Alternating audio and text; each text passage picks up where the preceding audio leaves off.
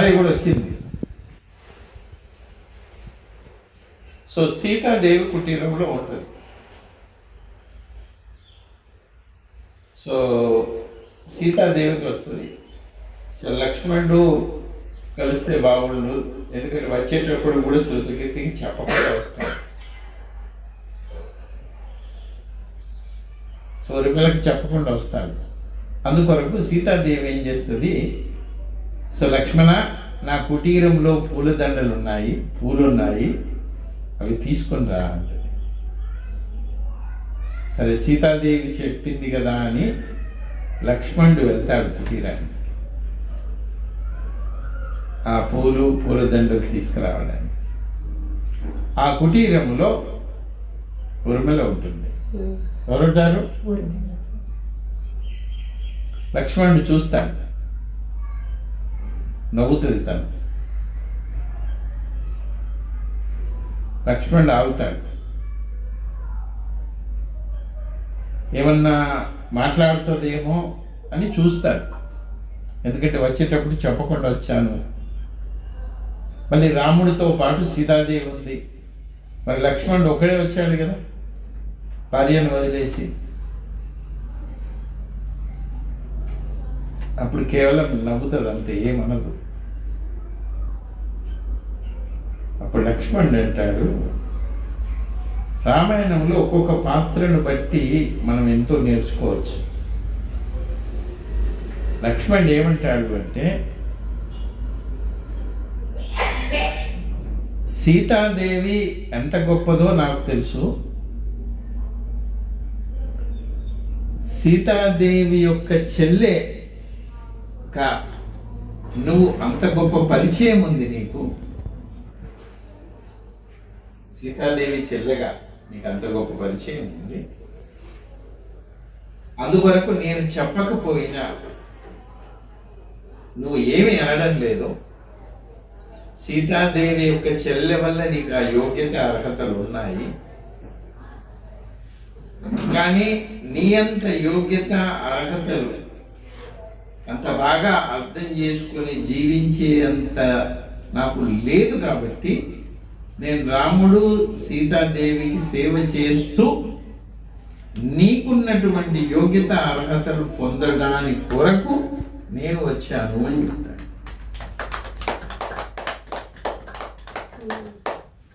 అది లక్ష్మణుడు అంటే. మన రామాయణంలో ఏమనుకుంటాము, రాముడు గొప్ప, లక్ష్మణుడు గొప్ప, సీత, ఆంజనేయుడు వీళ్ళే వస్తారు, కానీ లక్ష్మణుని భార్య పేరు కానీ, భరతుని భార్య పేరు కానీ, శత్రుఘ్నుని భార్య పేరు కానీ అంతగా చెప్పుకోం. సింపుల్ గా అనగానే రాముడు అంటే సీతాదేవి అని. వాస్తవంగా చూసుకుంటే రామాయణం చదివితే సీతాదేవి ఎంత గొప్పదో మాండవి, శృతికీర్తి, ఉర్మిళ వీళ్ళు ముగ్గురు కూడా అంత గొప్ప వాళ్ళు. ఇంకొకటి, ఎప్పుడైతే భరతుడు వెళ్ళి తీసుకువద్దాము అనుకుంటాడో రాముడిని, రాముడు రాడు కదా, పాదుకలు తీసుకొని వస్తాడు.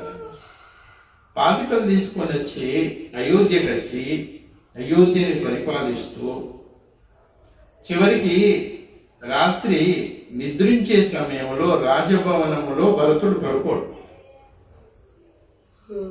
ఎక్కడ పడుకుంటాడు తెలియదు అందరికి.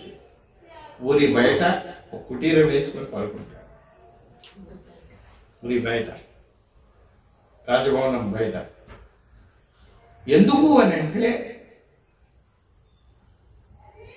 రాముడు కూడా 14 సంవత్సరాలు తిరిగి వచ్చేంత వరకు ఆయన కూడా కుటీరంలో అలానే పడుకుంటాడు. కాబట్టి సో నేను కూడా రాముడు వచ్చేంత వరకు కూడా నేను కూడా రాజభవనంలో కాకుండా కుటీరంలో. సుఖమతి ఒకరోజు ఏమవుతుంది అని అంటే, కౌసల్య, కైకేయ చూస్తారు రాజభవనంలో ఇంకా భరతుని భార్య పడుకోక విహరిస్తూ ఉంటుంది, తిరుగుతూ ఉంటుంది. ఇంత రాత్రి అయింది ఎందుకు పడుకుంటలేవు అని వీళ్ళు అడుగుతారు. అప్పుడేం చెప్తుంది అంటే, తను ఇంకా నీ కొడుకు భరతుడు ఇంకా పడుకోలేదు, అందుకొరకు నేను ఇంకా పడుకోలేదు అని చెప్తాను.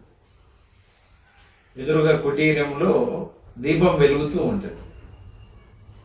సో ఎప్పుడైతే దీపం అంటే ఇక దీపం వెలుగుతుంది అంటే కుటీరములో ఏదో రాజభారంతో ఇంకా భరతుడు పనిచేస్తూనే ఉన్నాడు. సో ఆ కుటీరంలో దీపం ఎప్పుడు ఆరిపోతుందో అప్పుడు భరతుడు నిద్రపోతున్నాడు కనుక అప్పుడు నేను కూడా నిద్రపోతాను.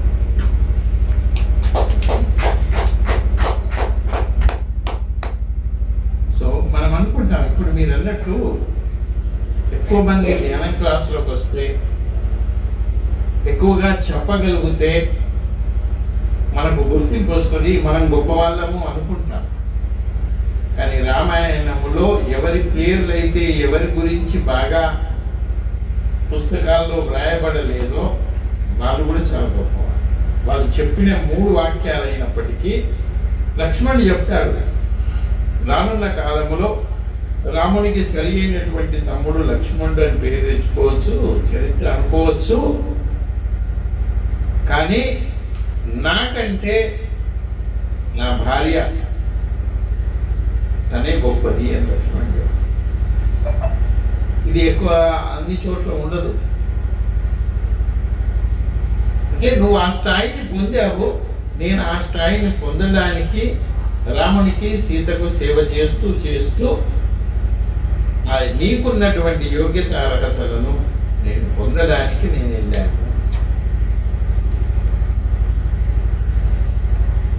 అంటే మనకు అక్కడ అర్థమయ్యేది ఏంటి అంటే ఫస్ట్ నీ స్థితిని నువ్వు పెంచుకోవాలి. నువ్వు ఒకరి కొరకు భయపడకూడదు. నీలో భయం కలుగుతుంది అంటే ఎక్కడో ఏదో విషయంలో, అది చిన్నది కావచ్చు పెద్దది కావచ్చు, నీ లోపల ఏ మూలనో ఏ విషయం పట్ల నువ్వు ఆందోళన పడుతున్నట్టు లెక్క. నీకు తెలియకుండానే నీ లోపల దేని గురించో చింత ఉంది, ఆందోళన ఉంది, భయము ఉంది. సో ఎప్పుడైతే నీలో ఉన్న దాన్ని నువ్వు గుర్తించుకోగలుగుతావో, ఎందుకంటే లక్ష్మణుడు వెళ్ళి చూశాడు, తను బాధపడుతుంది అని అనుకున్నాను, నేను చెప్పకుండా వచ్చాను.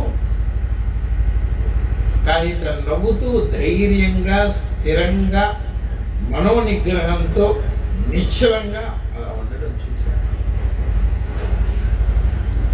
చూసిన తర్వాత ఆయనకు అర్థమైంది, ఏ వ్యక్తి అయితే మనోనిశ్చలంతో ఆత్మవిశ్వాసంతో ధైర్యంతో ఉంటారో సో ఆ వ్యక్తి లోపల అంత శక్తి ఉంది. మనం భయపడుతున్నాము అని అంటే ఏదో విషయం, మిగతాది బాగానే ఉంటుంది, ధ్యానం బాగానే చేయొచ్చు. కానీ ఇంతకుముందు నువ్వు అన్నట్టు 10 మందితో కలవడం కానీ 10 మంది మధ్యలో మాట్లాడడం కానీ,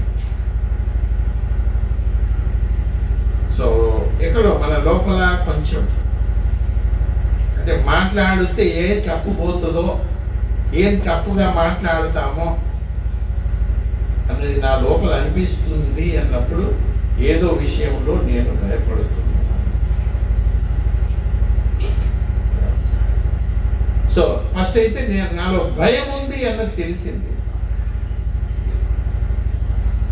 అట్లే నేను ఎందుకు భయపడుతున్నాను అన్నది నువ్వు దృష్టి పెట్టుకుంటే, గమనించుకోగలిగితే ఆ భయం కూడా నీకే దీని వల్ల నేను భయపడుతున్నా, నా భయానికి గల కారణం ఇది అన్న విషయం నీ లోపల ఉన్నది కూడా నీకు తెలుస్తుంది. ఇక్కడ గమ్మత్ ఏంటంటే కొందరి విషయంలో ఎలా భయాలు ఉంటాయి అని అంటే, కొందరికేమో కళలు వస్తే కళల వల్ల భయపడతారు, కొందరు కళలు వస్తాయి కానీ ఏం భయపడరు, కొందరికి కళలు గుర్తుంటాయి, కొందరికి కళలు గుర్తుండవు. బట్ మిగతా సమయంలో నువ్వు కళల్లో భయపడకపోయినా భయము అన్నది నీ లోపల బలంగా ఉంటుంది. ఎందుకు ఉంటుంది అంటే నీకు తెలుసో తెలియకు, ఈ జన్మలో గతములో కాదు, లేకపోతే చిన్నప్పుడే కావచ్చు, కొన్ని శబ్దాల వల్ల, మనుషుల వల్ల కాదు, కొన్ని సౌండ్స్, శబ్దాలు బాగా నీ చెవులకు ఈ వినడానికంటే ఎక్కువగా అవ్వడం వల్ల, ఆ శబ్దాల వల్ల విన్నప్పుడు నీలో ఒక రకమైనటువంటి వణుకు పుట్టచ్చు. వాటి వల్ల నీలో భయం కలిగించవచ్చు. వ్యక్తుల వల్ల కాదు, సౌండ్స్ వల్ల కూడా, విపరీతమైన శబ్దాల వల్ల కూడా భయం కలిగవచ్చు. అదొకటి. రెండవది, చీకటి వల్ల కూడా భయం కలగవచ్చు. కొందరికి డేలో ఎంతైనా బాగుంటారు, కొంచెం చీకటి అయిందంటే చాలు, మళ్ళీ దయ్యమా భూతాలని కాదు, చీకటి ఉంది అంటే ఏదో చీకటి దయ్యం. సో ఇవి మనుషుల వల్ల కాదు, ఇవి ఈ కారణ శబ్దాల వల్ల కావచ్చు, చీకటి వల్ల కావచ్చు. ఈ రకమైనటువంటి భయాలు కూడా మన లోపల ఉండవచ్చు. అందుకోసం ఆ భయాల వల్ల కూడా మనుషులు భయపడితే భయం కాదు, అవి కాకుండా ఇలాంటి భయాలు కూడా మన లోపల, ఇవన్నిటికంటే ఇంకా వ్యక్తి వల్ల భయపడేదానికంటే ఇలా ఒక శబ్దాల వల్ల కంపించి, శరీరం కంపించి, వాటికి షాక్ గురి అయ్యి ఆ వణుకుతూ, శరీరం వణుకుతూ పోదు. ఆ శబ్దాల వల్ల కలిగిన భయం చాలా డేంజర్. అది మామూలుగా పోదు. చీకటి వల్ల కలిగేది మామూలుగా పోదు. సో వీటికి ఏంటి కావాలి అంటే ధ్యానం, ఎందుకంటే వీటికి ఏం కాదు, నీ లోపల శక్తి పెరగాలి. ఇవి ఒక వ్యక్తి వల్ల, వ్యక్తి నీకు ఎంత బాగా చెప్పినా, నిన్ను నువ్వు ఇన్ఫ్లుయెన్స్ చేసుకున్నా ఇవి పోవు. దీనికి ఒకటే మార్గం, ఎందుకంటే ఇది నీ అంతరంగములో నీ శక్తి పెరగాలి. ఏ శబ్దాల వల్ల నీ శరీరం కంపించి వణికిపోయి నీలో ఉద్భవించినటువంటి ఆ భయం మళ్ళీ ధ్యాన శక్తి ద్వారా, నీ ఆంతరంగిక శక్తి ద్వారా, నీ ఆత్మశక్తి ద్వారా, ఆ శబ్దం వల్ల కంపించినటువంటి వణికినటువంటి భయం దీనివల్ల చీకటిది కూడా. సో చీకటి వల్ల కలిగినటువంటి భయం నీ సబ్ కాన్షియస్లో ఉండిపోయింది. అది ఎప్పుడైనా నీకు కనిపించినా కూడా టక్కన లోపల అనిపిస్తుంది. మామూలుగా ఎందుకు భయపడుతున్నామని ఎంత చెప్పినా అనిపిస్తుంది. వాళ్ళకి చెప్పిన నవ్వుతారు, దినానికి భయపడతావా, గలానికి భయపడతావా అని అనుకుంటారు. కానీ అది నీ లోపల చూసుకుంటే అది నిన్ను విపరీతమైన భయానికి గురి చేస్తుంది. నువ్వు ఎవరికి చెప్పినా కూడా అర్థం కాదు. వాళ్ళు చిన్నగా తీసేసుకుంటారు, చిన్న వాటికి భయపడుతున్నావా, వాస్తవం కాదు.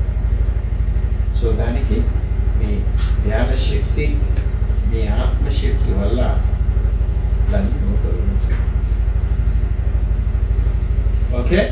సో అందుకని ఉంటుంది కూడా, ఏదైనా వచ్చినా కూడా భయం అయిపోతుంది, వణికిపోతారు. చూస్తే అనిపిస్తుంది అంత చిన్న సౌండ్కి ఎందుకు అన్నారు. నిజంగా చూస్తే వాళ్ళు వణికేది నిజమే, భయపడేది చిన్న సౌండ్ వచ్చినా వాళ్ళ శరీరంలో ఒక కంపనం మొదలవుతుంది. కొందరికి అయితే ఇంకా అక్కడ చెమటలు వచ్చేస్తుంది, విపరీతమైన భయం కలుగుతుంది. ఓకే.